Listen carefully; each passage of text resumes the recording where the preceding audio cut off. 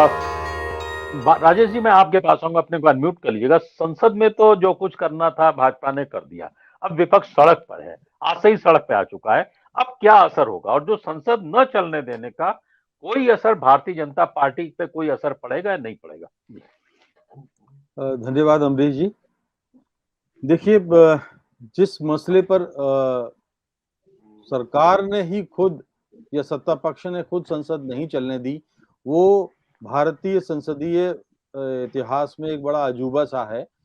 और इससे शर्मनाक अध्याय मेरी नजर में तो कोई आज तक दूसरा नहीं आता, क्योंकि संसद संचालन की सबसे बड़ी जिम्मेदारी सरकार पर होती है।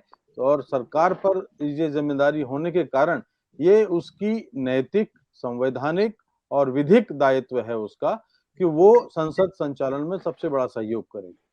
अडानी मसले पर अगर कोई एक पक्ष, दो पक्ष, तीन पार्टियां, चार पार्टियां या समूचा विपक्ष ये मांग करता है तो ठीक है, सरकार ना चलने दे। लेकिन अडानी के मसले पर ये देश की अदालत में, संसद जो देश की अदालत है वो संसद से भी बड़ी है, तो उसकी अदालत में, संसद में सर्टिफिकेट मिल गया है। ये सर्टिफिकेट लोग जानते हैं कि अडानी की स्थिति क्या है। लेकिन मैं जो गंभीरता से देख कहना चाहता हूं कि दरअसल इसके बहाने संसदीय लोकतंत्र को जिस तरह से उसके साथ घात किया जा रहा है वो बड़ा नुकसानदेह है। घात से मेरा मतलब यह है कि ये कोई पहला उदाहरण नहीं है कि जब सरकार ने प्रतिपक्ष की उपेक्षा की हो। आप लगातार देखिए कि पिछले 7-8 वर्षों में जब से भारतीय जनता पार्टी की सरकार आई है तो संसद के पहले सत्र में भले ही माननीय प्रधानमंत्री जी सिर मत्था टेक के अंदर गए हों, लेकिन तब से हम देख रहे हैं कि लगातार ऐसे वाकये सामने आए हैं जब ऐसा लगता है कि संसद की गरिमा, संसद की का जो अधिकार है, संसद की सर्वोच्चता है, उसको तोड़ा मरोड़ा जा रहा है। मैं कुछ उदाहरण आपको गिना देता हूं कि आपको याद होगा कुछ दिनों पहले, अब राहुल गांधी का जो भाषण था, आपने बाद में उसको सदन की कार्रवाई से विलोपित कर दिया। अरे भाई, ये घर की दुकान है कि आपने विलोपित कर दिया? कोई चीज विलोपित करने के पहले उसका एक ठोस कारण होता है और सभापति को उसको बताना पड़ता है। सभापति मर्जी के साथ इस तरह से नहीं कर सकता। तो ये है, आप लगातार अगर और आप देखें तो सरकार और सत्ता पक्ष के तरफ से जिस तरह से संसद की उपेक्षा की जा रही है, आपको आईटी एक्ट के मामले में स्थायी समिति का याद होगा। स्थायी समितियों की और समितियों की, संसदीय समितियों की जितनी उपेक्षा पिछले 7-8 वर्षों में हुई है उतनी कभी नहीं हुई।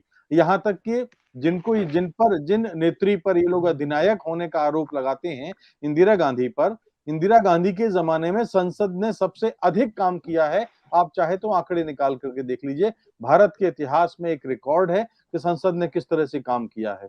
आप आईटी एक्ट में आप देखिए, भारतीय जनता पार्टी के सांसद उस समिति के दस्तावेज पर हस्ताक्षर ही नहीं करते। जिसके सत्ता पक्ष के जिस तरह से एक बड़े दूसरे नंबर के बड़े नेता हैं, उनके अपने विभाग के अधिकारी अवहेलना करते हैं, जाते ही नहीं है। अगर उसकी जगह, उनकी जगह कोई और हो तो आज तक वो सजा भुगत रहे होते। तो डर ये है, डाटा प्रोटेक्शन एक्ट को आप देख लीजिए। डाटा प्रोटेक्शन के एक्ट के मामले में जो मेरा, मुझे जहां तक याद है तो संभवतः ये आखिरी जेपीसी थी जो सरकार के आने के बाद बनी, और 5 साल से उसका क्या हश्र हुआ है आप देख लीजिए, वो मिट्टी में मिल गई है। सुप्रीम कोर्ट के आदेश, 2017 में सुप्रीम कोर्ट के आदेश के बाद भी।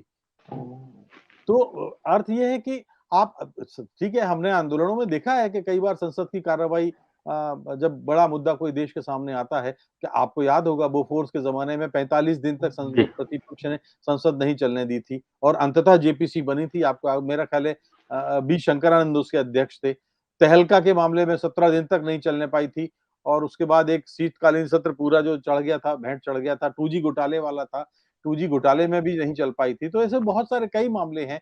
लेकिन ये एक बड़ा अजीब सा मामला है कि कोई सरकार जिसकी शपथ लेके संसद में काम करती है, इस देश का संचालन करती है, हुकूमत करती है, वही उस संविधान और संसद और लोकतंत्र को ताक में रख के, तो इसका अर्थ यह है कि उसका भरोसा इस देश की संसदीय प्रणाली में नहीं है।